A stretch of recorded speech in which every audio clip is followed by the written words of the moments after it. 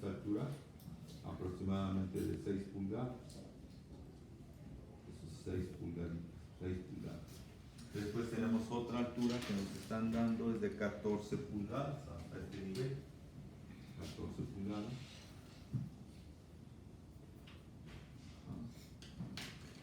14 pulgadas.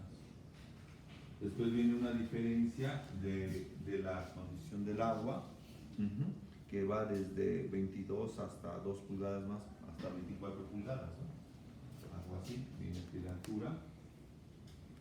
Debe ser un poquito más arriba el nivel. Aquí lo pongo un poquito más arriba. Para que sean nuestros 20, son 22 pulgadas. Y todavía vienen aquí otras 2 pulgadas más, ¿no? 2 pulgadas más. Entonces ya tenemos la suma de las alturas. Son 24 pulgadas. Tenemos es más o menos esa construcción del intercambiador. Entonces repito, siempre que tenemos un tubo o un ducto, ¿verdad? Donde tenemos una presión, o el flujo se está moviendo, tenemos una presión combinada. Entonces, en fenómenos de transporte, ¿verdad? Tenemos algo así, tenemos un ducto, y generamos una presión. Entonces, se supone que aquí yo perforro este tipo de ducto, tenemos una presión. Esa es nuestra presión hidrostática. ¿Okay? Y si el fluido se está moviendo, aquí tenemos nuestra presión, en un momento dado, la manométrica.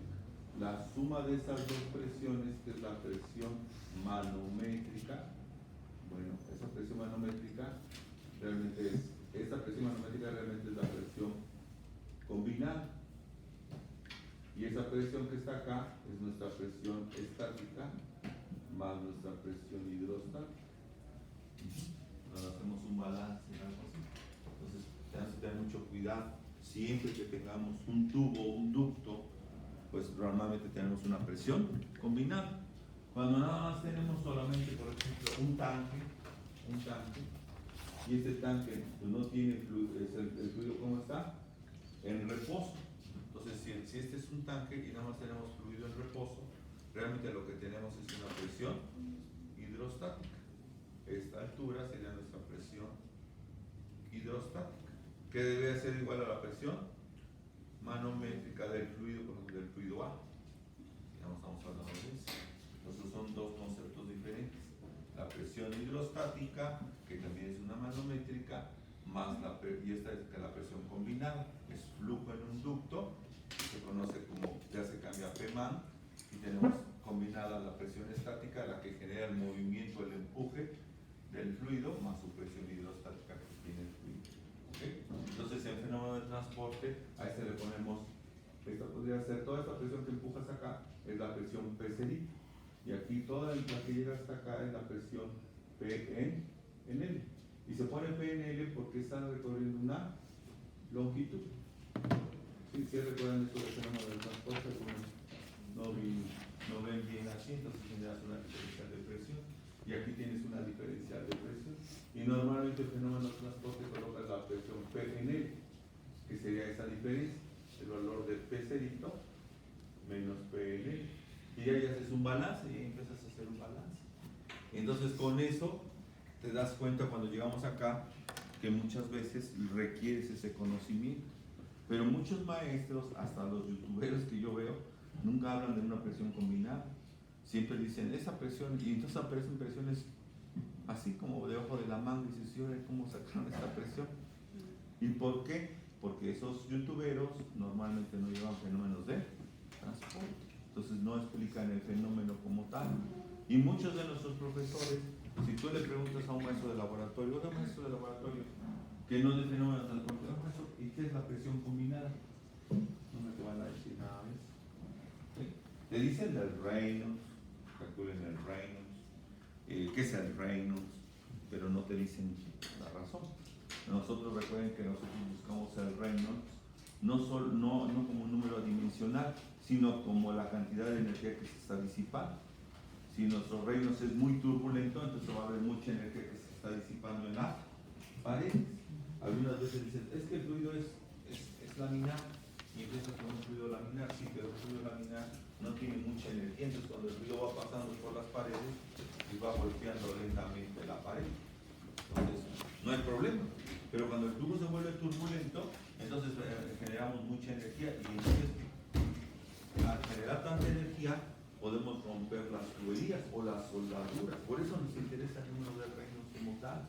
No nos interesa el número de reinos que, sí, laminar, transitorio, turbulento. No, nos interesa como tal la energía que se está disipando. ¿Ok? Se está disipando. Y entonces hacemos una relación de las fuerzas inerciales a las fuerzas viscosas. ¿Quién domina? Pero básicamente el reino como tal, como número dimensional, nos interesa su fuerza, cuánta turbulencia. Los ríos cuando llevan alto grado de caudal volumétrico se desbordan, pero se desbordan porque las paredes que tiene ese río no soporta esa energía que se está disipando. ¿Ok? Imagínense ustedes cuando están en un concierto. Si ustedes están en un concierto, son muy poquitos personas que están en el concierto, pues no van a romper una valla ni nada, pero si son demasiados, aumentamos la energía cinética, y esa energía cinética lo que nos va a generar es romper vallas, tirar, y hay hasta aplastados, ¿no? Dependiendo, ¿no? Pero todo esto es parte de esa energía, donde se disipa. Nosotros como ingenieros nos interesan los reinos como energía de disipación. ¿Ok? Bueno, si esto es cierto, la técnica que ya hemos estado practicando es muy sencillita. La técnica, lo primero que tenemos que es colocar un punto de origen, independientemente que sean las unidades en el sistema inglés o en el sistema internacional, tenemos que colocar un punto de origen. Y el punto de origen por lo regular se coloca entre dos fluidos. Lo más fácil y lo más sencillo es dependiendo de la variable que vayamos a calcular. Por ejemplo, aquí nos piden calcular la presión absoluta. La presión absoluta en el ducto, que no es cierto, que no hay presión absoluta en el ducto. La presión absoluta la tenemos una manométrica y aquí deberíamos de tener la presión atmosférica. Ajá. Entonces lo que quieren en este ejercicio es determinar esta condición de presión Pman más la presión atmosférica que está alrededor del ducto. Entonces lo que tú tienes que hacer es colocar un punto de origen. ¿Dónde es más fácil de colocar el punto de origen? Lo puedes colocar en el centro del ducto, o lo puedes colocar acá, o lo puedes colocar acá, donde tú quieras. Para práctica, yo ya tengo aquí, coloqué el punto de origen entre el gas natural y el mercurio, pero necesitamos practicar, tener otra referencia para que vean que da lo mismo. Voy a poner el punto de origen acá. ¿Ok? Entonces, para tener otro caso. Entonces, a toda acción corresponde una reacción. Aquí tenemos acción y corresponde una reacción. Y entonces lo único que tenemos que hacer es un balance.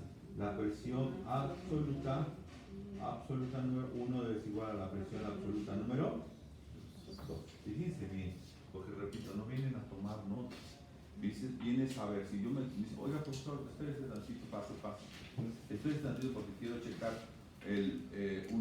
hacer una pregunta sobre el tema o hacer una nota, yo me espero sin ningún problema.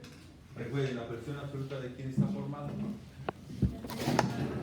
De la presión de manométrica más la presión atmosférica. Aquí tenemos otra vez. Ese es el 1, igual a la presión manométrica más la presión atmosférica. ¿Por qué tanto están para sentarse? Después los voy a poner separados para que no se llegan tarde. Ya. Un día de vez en cuando hay que dejarle el espacio de vida, tanto usted a ella como ella a usted, un espacio. Bueno, continuemos acá.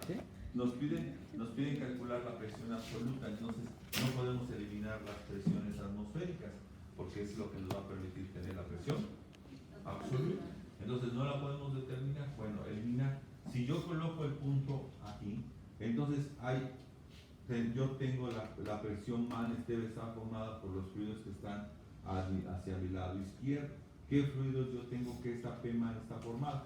Pues pongo aquí la P man 1 más la P atmosférica. Yo no puedo eliminar esta porque debe ser la suma de una presión absoluta. Fíjense bien.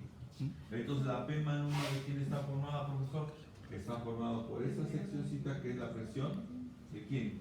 La presión, en este caso, presión manométrica de quién? Del mercurio, ¿no? Es mercurio que tenemos acá. Después viene otra presión. ¿Qué presión es esta?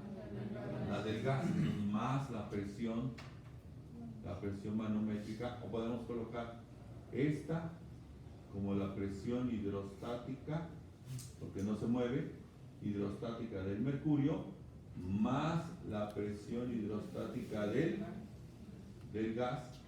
¿Qué más vendría después? La presión manométrica del gas.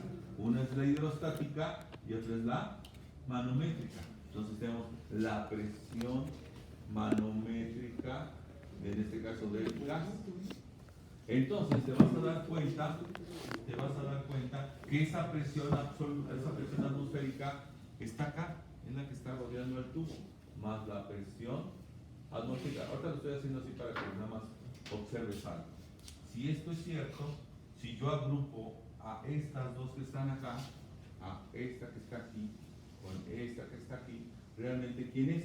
Esta es la presión combinada. Esta es la presión combinada del gas. ¿Ya lo vieron? Entonces, yo ya tengo que esa presión combinada está formada por su presión hidrostática más su presión manométrica del gas. Manométrica, la que está generando el movimiento del fluido. Ahora, del lado derecho, ¿qué fluidos tengo? Entonces tengo la presión hidrostática, en este caso del aire, más, ¿qué presión más? La presión hidrostática del agua. Recuerden que ya ponemos hidrostática porque no se está moviendo el fluido.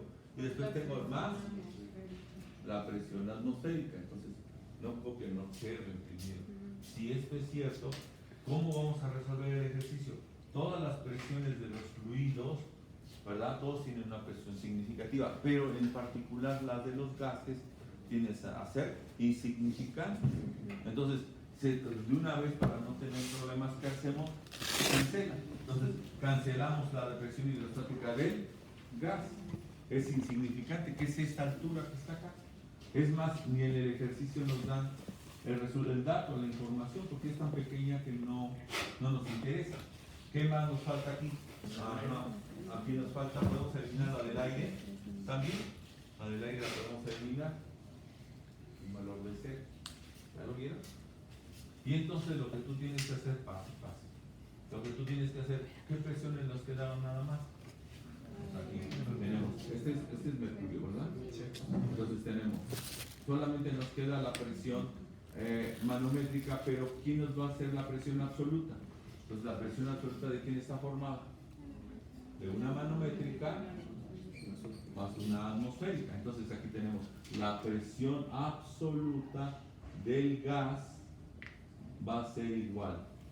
Ya no lo voy a manejar como, todo eso lo voy a estar manejando nada más como presión absoluta del gas.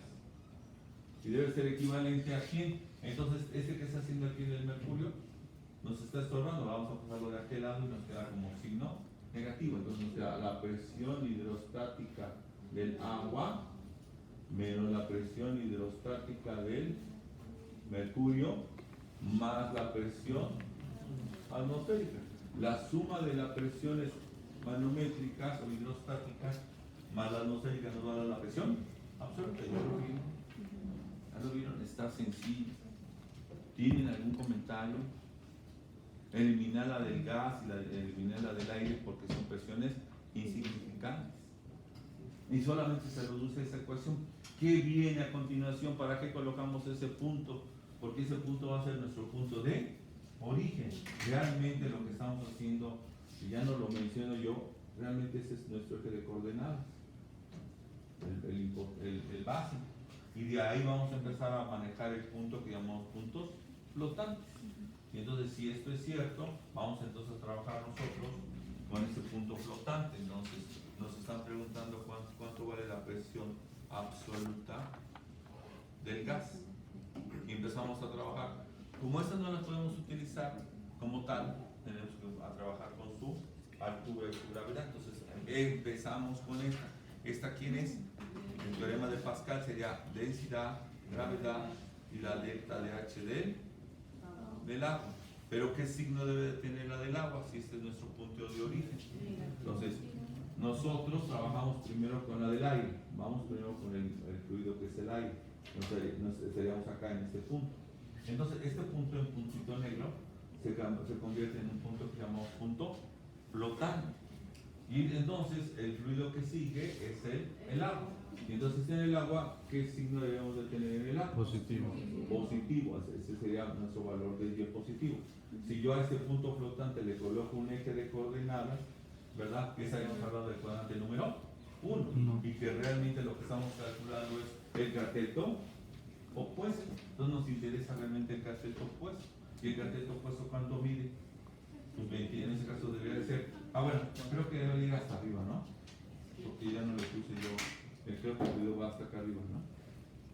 Entonces, debería de ser esta flecha que estoy colocando acá. No debe ser nada más hasta ahí, debe ser hasta la altura de. Hasta la altura de los 24 pulgadas, ¿no? Entonces, ¿qué signo debe tener? Signo positivo. ¿Sí? ¿Qué sigue? ¿Cuánto va a pasar a alguien? Después de ese esfuerzo a alguien ya, porque si no, aquí lo vemos muy facilito y después nos hace falta practicar.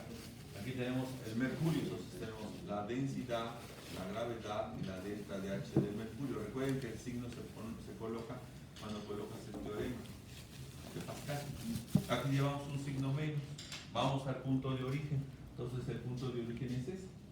Si nosotros vamos hacia acá, estaríamos en el cuadrante directamente, el cuadrante número 3. Pero realmente lo que estamos calculando serían para nosotros ¿quién? El cateto ¿qué? Opuesto. Ajá. Y el cateto opuesto para nosotros debe de ser esta altura, que si yo la proyecto hacia acá, ¿cuántos